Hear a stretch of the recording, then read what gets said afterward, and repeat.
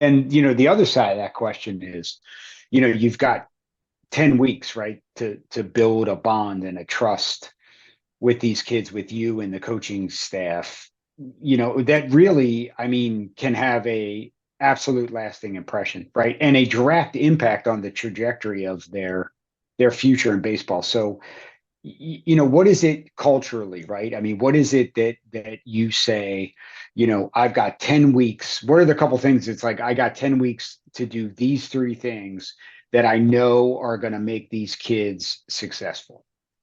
From the very beginning, they don't all come in at the same time, but we do have an initial first team meeting where the majority of them are there. And I set the expectations. This is what our schedule is going to be. This is what we expect out of our practices.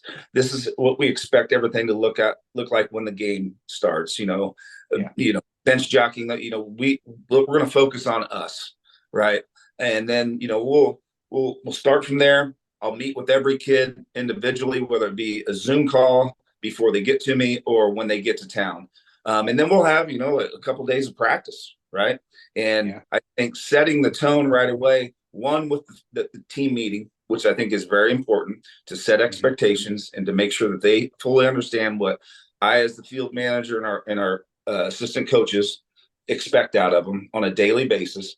And then, you really got to be organized and give them some food for thought when you have those first few practices. You got to gain their trust by, this is how organized we're going to be in our practices.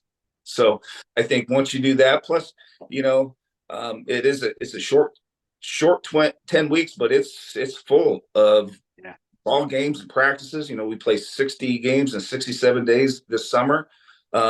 It's a day-to-day checking in on guys. When guys are struggling, when they're doing well, but you still need to just have a connection somewhere. It might be just a handshake every day with them. Hey, how are you doing today? How's your arm feel? Just trying to at least have a small conversation with each player on a daily basis.